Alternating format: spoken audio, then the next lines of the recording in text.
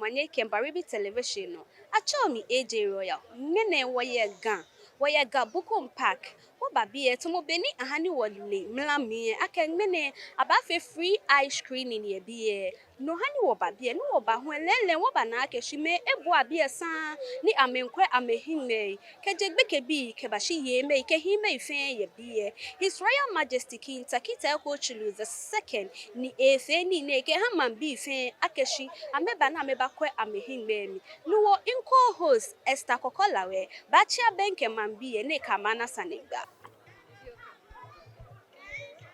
Fine, good afternoon. Afternoon. Fine, tell your thing. Fine, yeah, Fine, na trouble thing. Even wow. Fine, one shaka ave free ice cream in here. Ni Mantse ni organize ni le. Wo mini ni oba kele. Madala shiwa. Yo awa jole. Ni chumoni ana bachua wole. Shidaka yo wa jole. Ani ni omi eshe ohi ake efe dokuneke. Omi eshe ya. Mi eshe. Ya ka sofini sofanwani. Naka akwano ni guys animaba. Because need motion, I'm a full blind person. I can't see anything at all. Ningwe ni tani kambi ne wa kan ka ba hospital. Kan te woni me fe wala fe ha ko ni ko ngwe na ba ningwe mi komo mi. E wa e jenche. Shini ba bia ha mi tfan ko yo ya ka na ngbo mani ehin agbo mi sie ko kan ngwa wale. Ngwa wale ko ni meni hila chamene ibato ni ha mi tfan free ke ngwa jole. Ngwa ku sa jole ko yiwa don. Yiwa don. Maka maka me bo modern na me ba. Shi aka me kan fite ma. Ama me ka me yingbe aba na me na. Aka ayemi lu ebe mi. Yo ye gbogodo mi wa no ke ni Mantse won ye. Oni Mantse mi daleshi. Nyoma ale wala. E le seche ni shike na ko akwa wo nya fo ya ke court ye. Ken 500 po afte. Shini ba na fite ko. Ina fanta uni ya nu ke pai. Ewe radon. Papa bi asuma announce. Aka akwa ingbe ebie. Romba. Oba no ba na te komo te no ten. E te no fine. Te no fine po yo ko le mi sha mi ni po ya ye ni. Wo mi ngo wo me fe ni amba ko bi o. Aw, nye me ye ni fe ni ba papa bi asuma e kwa me fine. Ko ba hun ko ya hun je follow. Na ba kwa shi aba kwa ko e ko ni po ba ye ni. Na ma bobo atoda. Abia suma chawo yin le ba o. Abia suma. Bone. Aw. Abia suma. Boni o. Gbama bi e. Won tu ni temi dele. Eh. Mi ni shida o ke ni te ko Tulu. Iga si la pele hale. Ni te ko tunu mo la fileta no. Nekuseta ne ko wo se wo ye ko. Wo ye. Mi dalesi. Ake. Iye ne ingba to fa he kwete. Mene te ko tunu. Na mi ko wo mi dalesi. Bia suban. Gama ti ase ne yo ni nyena na anaske lole ke o no ke wo le bia ba buko dada buko na akwe mo mi ni amengbe ngba amena fu sa ba na akwa ame no le bi ne ba ko ni mu nke improve me aba na akwa mi Oba no ba no na komo.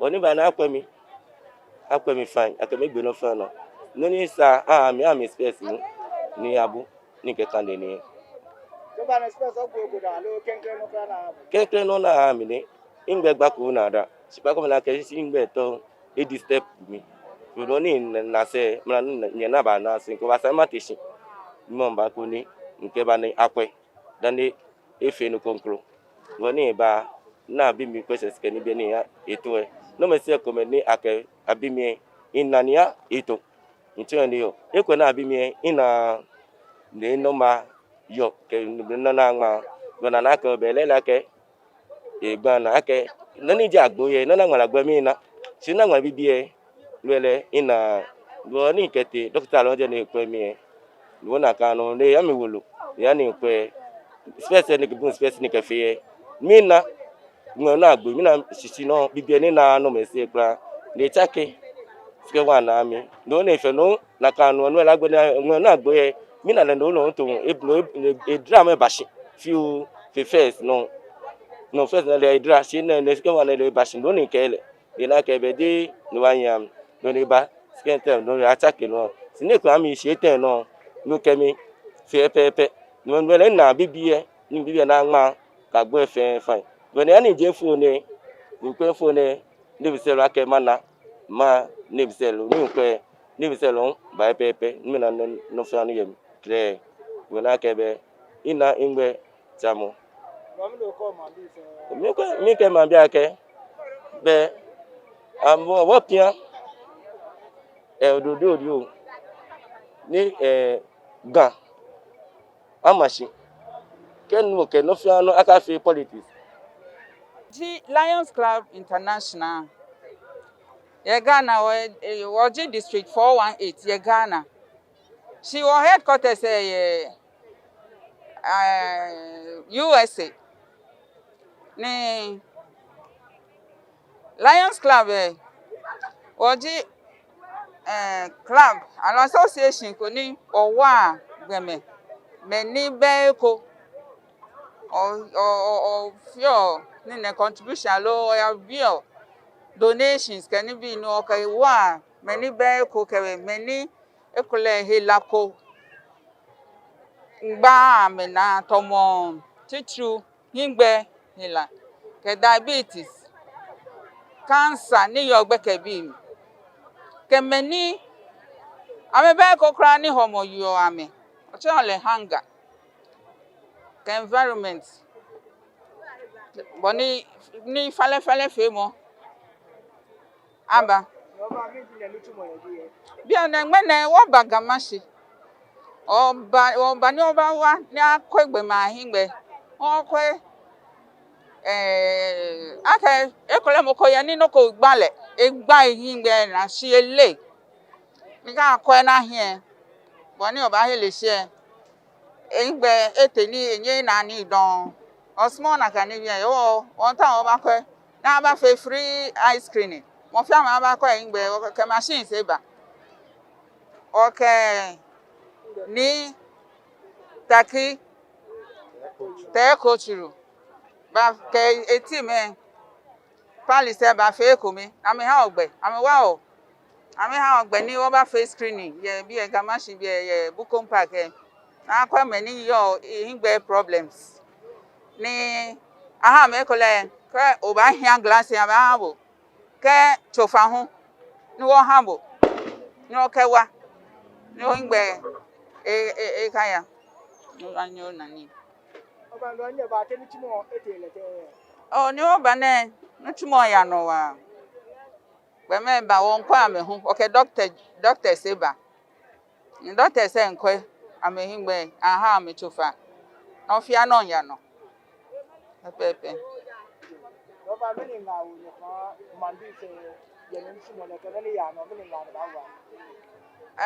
o ta ni ma bi fe ka me nu no ko ne ken e ko mo ko ya ni shikai wo enye ya doctor nye ya hospital okay nu no ko ne ken na fe free screening isani ba ke ba kwa ni no ko ye ni aba ya fe operation jo no ko jo oba wa ke ngbe glass oba anye wo ka onu ake a face screening free screening to no ko ne ken sa no ta sha sa no ba o ba check o ngbe eni bi e ba wa Oba le me ni na sho ne ke ya Israel Majesty ni Tackie Teiko Tsuru je nya me ne ka ole.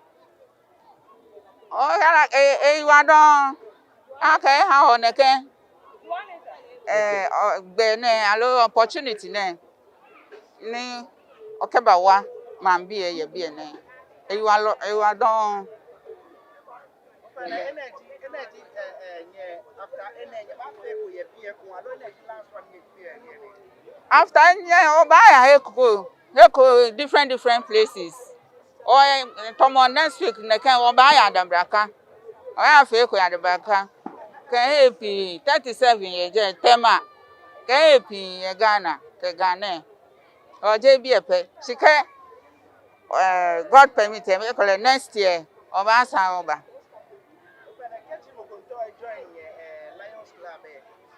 ke ha mo wa mo to be nye kenye wa mo pe dia no to Oh, Lions Club e mo fia mo ba nye join. Ko o da ro tuni. Yo ba nyo o jo sika fio no ke pe o ka wa. Alo ka ba pe dis fio. O ya ka wo ku fia o ku e sika ka fio. O ka o la ka o da o tuni. O sika fio no ke ba o ba nyo je fio no ke ha mo ku e. O ba nye o ba join. Yeah. Atomi Justice Naya Alisa Akodi Mensa, Chief of Staff for Gamanche. When only Yanoji, what Gamanche, Ben Yelakele small, a be Yelake before a health screening, what feel a shenyo, no what feel free NHI registration, what I mean. Last one, what feel 23rd July. She can me hingbe who is a problem.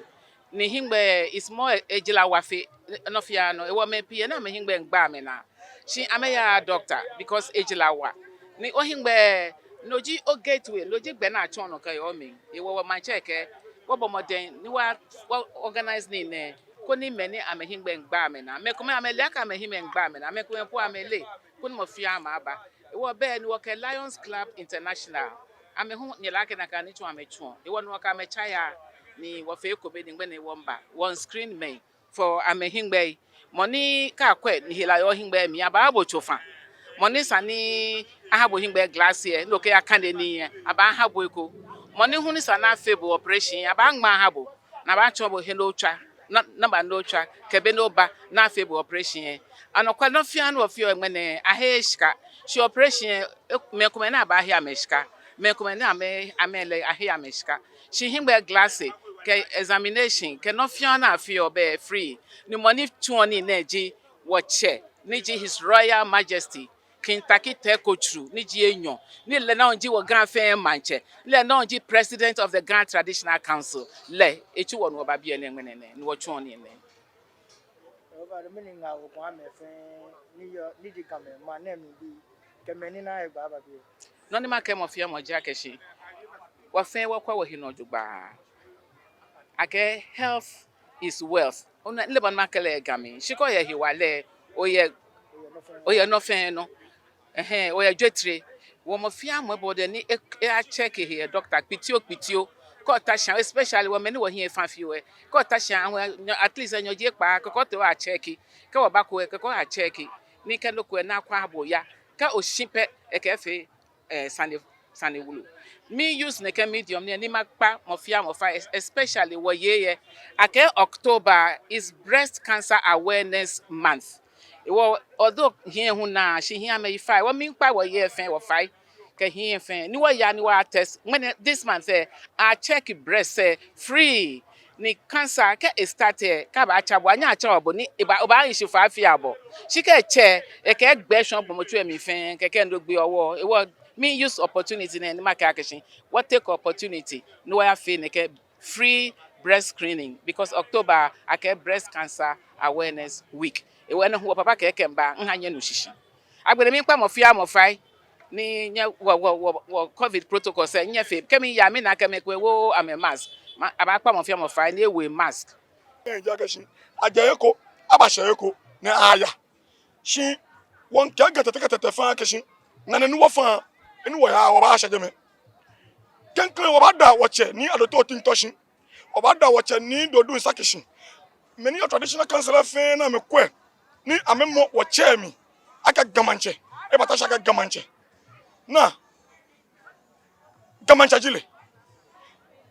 jile hayele ewo mi ya komi ami hayele ewo mi ya nweni ami mo fi amo no le ngele won ke mo fi amo agashi gamanche ni wo yo egbeji King Tackie Teiko Tsuru leji gamanche ni wo yo wo be gamanche ko don leji gamanche ni wo yo o mo ko o eche o je wo yesani ganye e ka shineke ni manche be mi eto wo cho e na hye won yawo yin me be ba me to ma big kata fa ka me cho wo aka so many years me na nya cho aga ne ke so ga ba ka shin e na hye gan kan shin ke don won yawo yin o mo bodo ba kola na kan shi wo ka wona gamanche ni wona o mo e ka fe bo aka shin ni na atwe chame lero na metwe chame etu ni sana metwe ajenshike eko wona no wo chole gazette wona no na chole gazette eno no wo che ni ado to tinto ka e won chiame dumo no na me kan me cancel e ha wo che aka gamanche le bata shaka gamanche le batuni numwe enyen yi to papa kasusu mo papa ki ya gan ni e be batuni nu tumo no nshwoje nutumo no nshwoje me numo ko fi kasa di aka ni dumo shine tafra chele mani na ga gamanche madi na moko ni atomi yelumo mini yelumo mi le mani na ga gamanche ni le ekusun ni mi e yo mi tafra che je mi fi gamanche ko su shi e mi ni e o me ga gamanche jile no le wake ya wo ya wo yin wo ku wo se ni nibi ni en maka jole shi e gata kata nya na atui nuchuma ko nshi aje mena ni nkaja yu one ulo moji mi tun ni shini ma shabi ene ingba ni gba na chaba nke ya shiyan je ko ni won pega tete fai nya ni ko mi ni nya ni na esafo ayega baba tuni gamanche baba tuni school gbajano to eketui no salaga market eketui no borders and eketui no isho na abo eketui no many you on a nuga efe nyekpa ni kama jayo omo na ola aka gamancha nuga ba nka wo kala ba akashi no kwa akashi no yu oga klo felelo won panya fai eni gan she ka wo to po bata jempo wo kala ba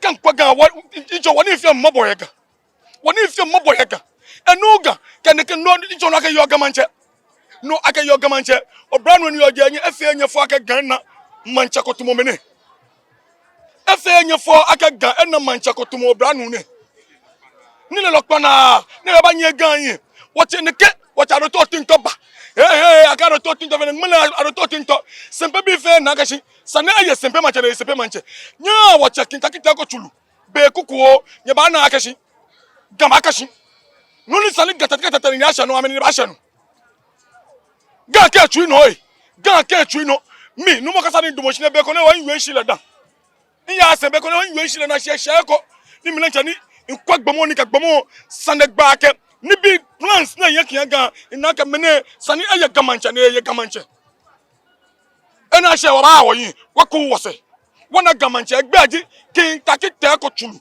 opene o wona mini gamancha la ji ga fe nya twa no ma ye jwa fe do ya bi ka ba de bi fa no yo tumo beni na le na kaino ni fe no fia no ye be pepepe akwa hinne amewo ame nose mask nfe no no fia no ete no pepepe acho mi AJ Royal Ruby Television.